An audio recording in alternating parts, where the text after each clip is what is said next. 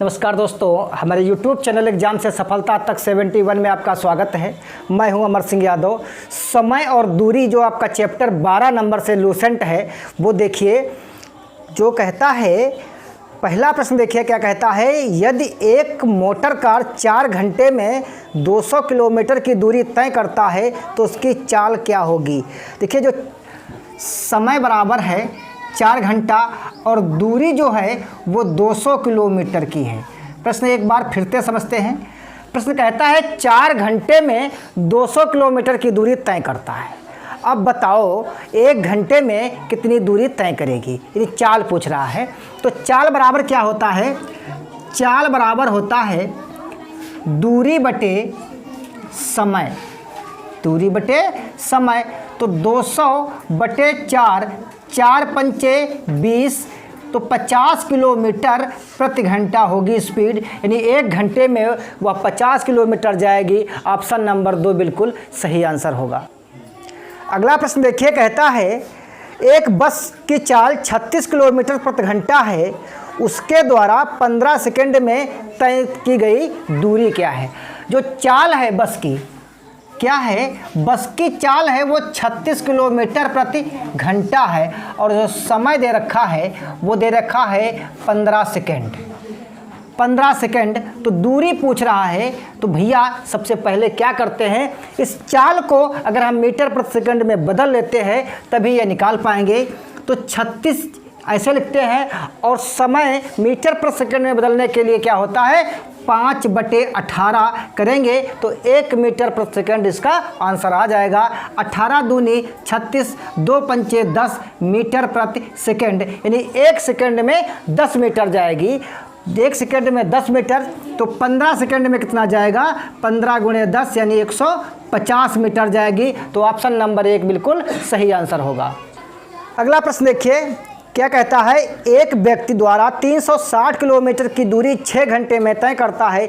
इसी चाल से अगले 540 किलोमीटर की दूरी तय करने में कितना समय लेगा।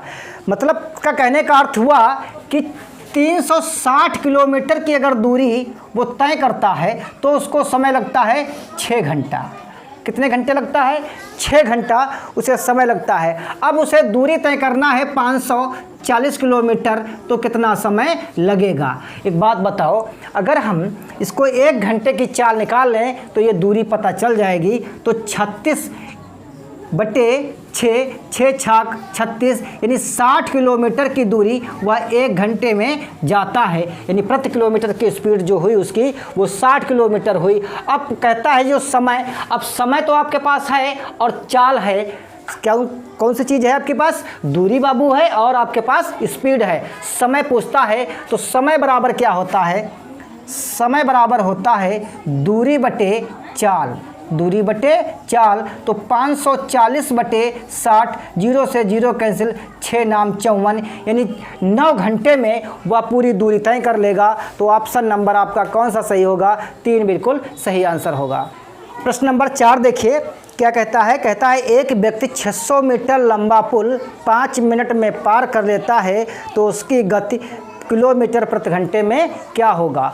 600 मीटर लंबा पुल, जो दूरी है वो कितनी है? 600 मीटर है, ठीक है। और जो समय लगा वो समय लगा कितना? 5 मिनट। 5 मिनट।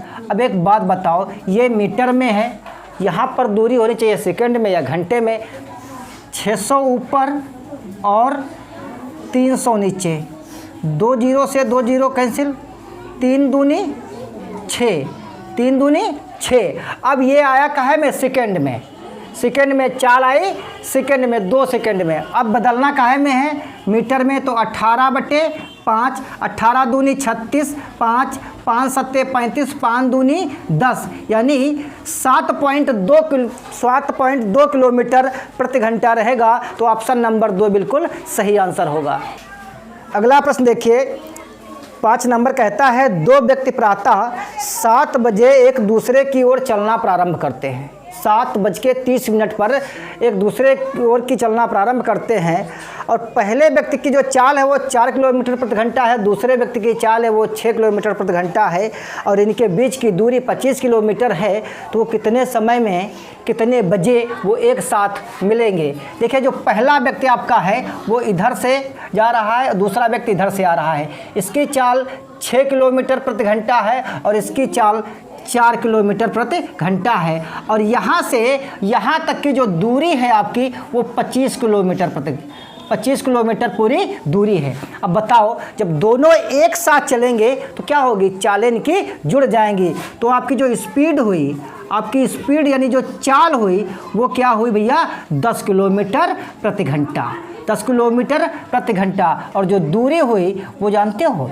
वो दूरी 25 किलोमीटर प्रति घंटा निकालनी है और समय निकालना है, तो दूरी बटे चाल होता है ना, तो 25/10, तो भैया 1 0 है, तो क्या करेंगे, एक स्थानबद्ध पॉइंट लगा देंगे, यानी 2.5 घंटे। आप कह सकते हैं कि 2 घंटा 30 मिनट, वो 7:30 पर। अब इसमें से 2:30 अगर जोड़ देंगे तो क्या हो जाएगा, 1 घंटा ये हो गया ना, 7 2 9 ये हो गए और 9 ये कितना हुआ, 10 बजे वो प्रातः आपस में मिलेंगे। तो ऑप्शन नंबर इसमें कौन सा सही होगा, ज़रा देख के बताइएगा। ऑप्शन नंबर 3 बिल्कुल सही आंसर होगा।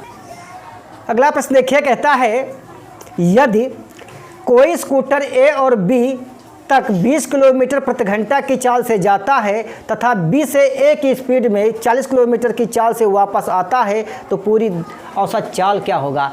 प्रश्न ये कहता है एक ए स्थान है, एक बी है। जब इधर से वो जाता है बी के लिए, जब इधर से बी के लिए जाता है तो जानते हो 20 की स्पीड में जाता है।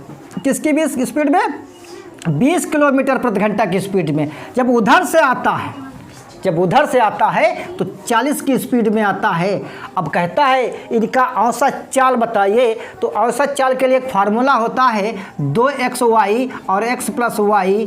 ये फार्मूला हम यूज करेंगे जब सेम दशा में, सेम डायरेक्शन में एक ही बिंदु पर वापस जाना और आना होता है, तो क्या करता है, ये फार्मूला लगा देते हैं। तो यहाँ पर जो x का मान हुआ वो 20 होगा और y का मान जो होगा वो 40 होगा। तो भैया 2 × 20 और × 40 बटे x + y यानी 60 हो जाएगा। 0 से 0 कैंसिल और 2 × 6 और 2 × 8 और ये 0 80, 3 दूनी 6 20 हुआ, 3 दूनी 6, 3 6.33 इनकी जो औसत चाल होगी, यही आपका आंसर है।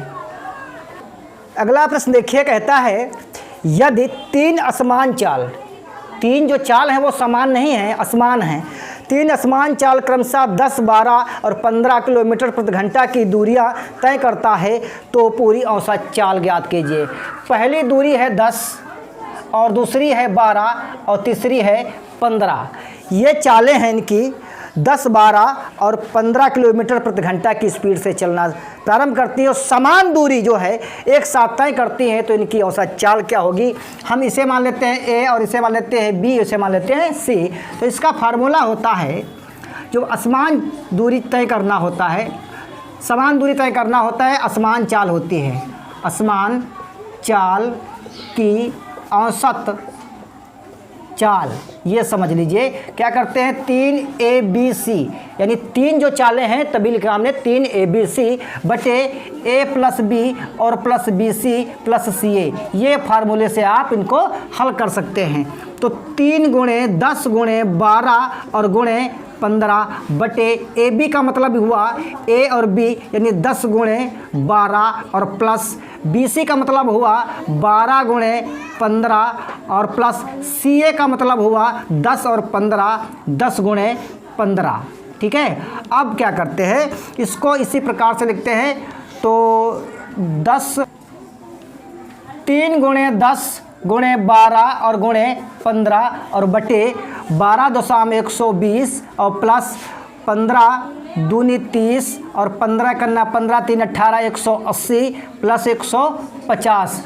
अब क्या करेंगे, इनको जोड़ लेते हैं। क्या करना है, इनका योग कर लेते हैं। अगर हम इनका योग करते हैं तो आएगा 450 और बटे इनका गुणा करते हैं तो आएगा 540। कितना आएगा, 540 नहीं 5400। कितना आएगा, 400।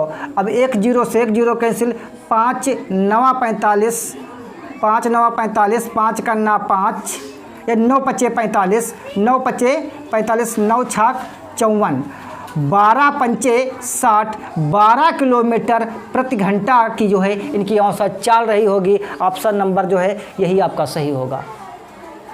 अगला प्रश्न देखिए, कहता है कि 36 किलोमीटर प्रति घंटा को मीटर प्रति सेकेंड में बदलना है।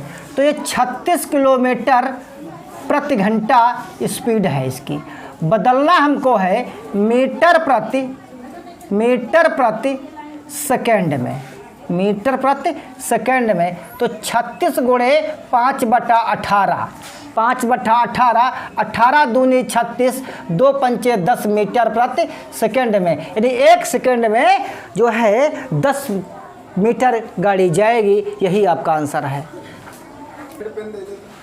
अगला प्रश्न देखिए, कहता है कि 20 मीटर प्रति सेकेंड को किलोमीटर प्रति घंटा में बदलना है। अब की बार 20 मीटर प्रति सेकेंड है चाल और बदलना का है मैं घंटे में। देखिए 5/18 अगर है तो इसको अगर बदलना है तो ये सेकंड में, जब सेकंड छोटा होता है और घंटा क्या होता है, बड़ा होता है। तो जब बड़े में बदलना है तो बड़ा अंक ऊपर लिखते हैं 18 और बटे 5, 5 चक्कू 20, 18 चक्कू 72 किलोमीटर प्रति घंटा इसकी स्पीड हो जाएगी। यही आपका आंसर है। दोस्तों अगर वीडियो आपको पसंद आए तो शेयर करिए और चैनल नए व्यूअर्स हैं तो चैनल को सब्सक्राइब कर लिए। वीडियो देखने के लिए बहुत बहुत धन्यवाद।